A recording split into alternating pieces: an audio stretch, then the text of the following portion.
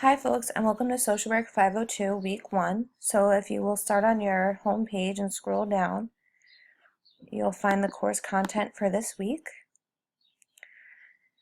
The focus of this week will be on the introduction of the course content, expectations, and assignments. We'll also be signing up for the conditions presentations. So each week I will go through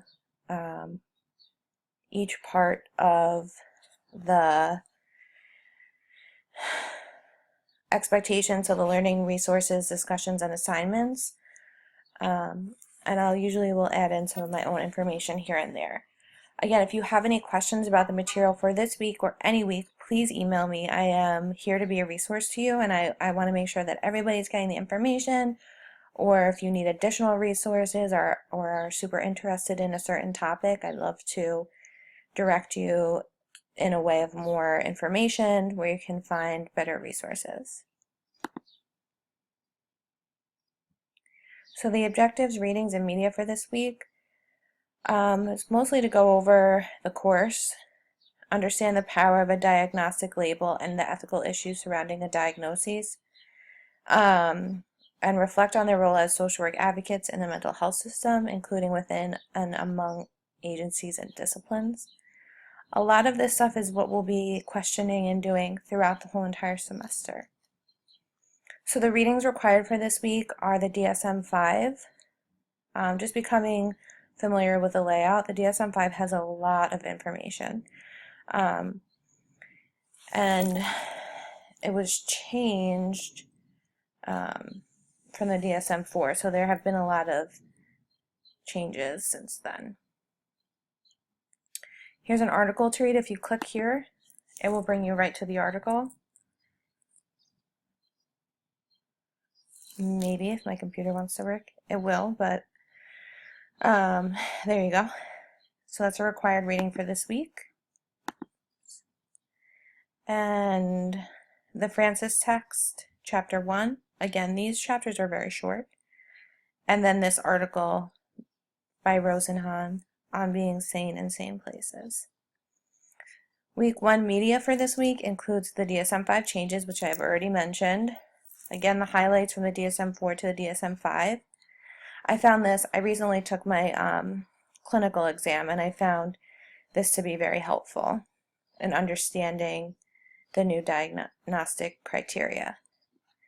The new social worker and the week 1 videos. So this video on assessment is one that you will go back to a number of times, so I highly recommend that you watch it completely and thoroughly this first time so that you get more information the more you go back to it. And in addition to the article by Rosenhan, we have this video by him.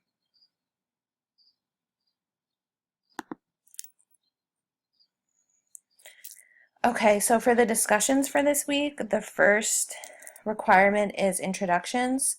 And you probably have done this in a different class, but in order to get to know one another, we'd like you to record and upload an introduction video. So it should be 1 to 2 minutes long, doesn't have to be very long, but it's to describe your work role, past or present, where you have encountered people who are diagnosed with a mental health condition, excuse me. And what is or was your role in the process of making a mental health diagnosis? If you have not had a role, what do you think are the challenges of making a diagnosis? Please remember to speak clearly and slowly so that we can understand you, and I look forward to meeting all of you. Please respond to 2 classmates.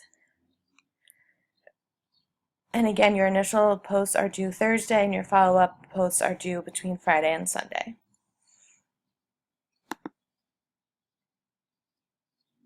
Your second discussion post is ethical issues in making diagnoses. So you'll be writing about the article by Rosenhan and the article by Anna Quenze. How would you describe mental illness in your own words? You're not being asked to summarize either article. We're asking about it in your own words. And also discuss the ethical issues of making a diagnosis.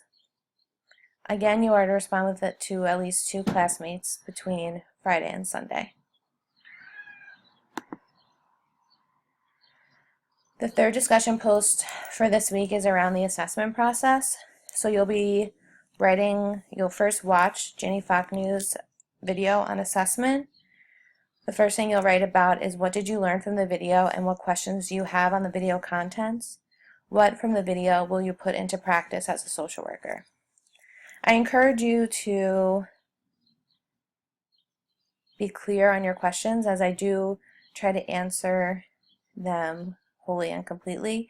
If they are questions that were going to be answered within the next few weeks, I probably will say that and leave it up to your learning.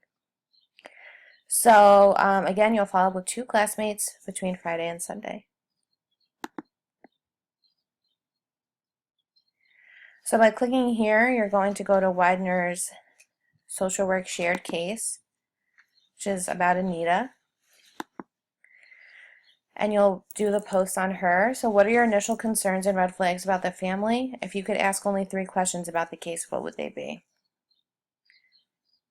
So you're going to reply to my initial post down here. And you do not have to respond to your peers, but you are encouraged to do so.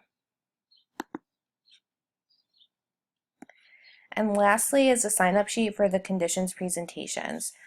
So in week 6 of the course, you and a partner will, well, let's see how many.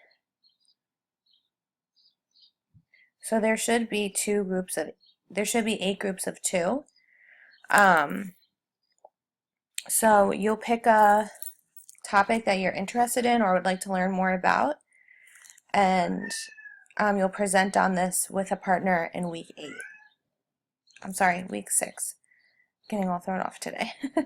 So week 6, you'll present on your presentation, your condition presentation, and it will be on one of these topics. And then week 7 is when you post your PowerPoint to the discussion forum. Again, I'll get much more into that, but please do, by the end of this week, pick what you would like to concentrate on, as when we have to wait for certain students, then it just holds the process up a little bit longer. Okay, and that's about it for this week. I do post my videos between Sundays and Mondays, but it will be no later than Monday.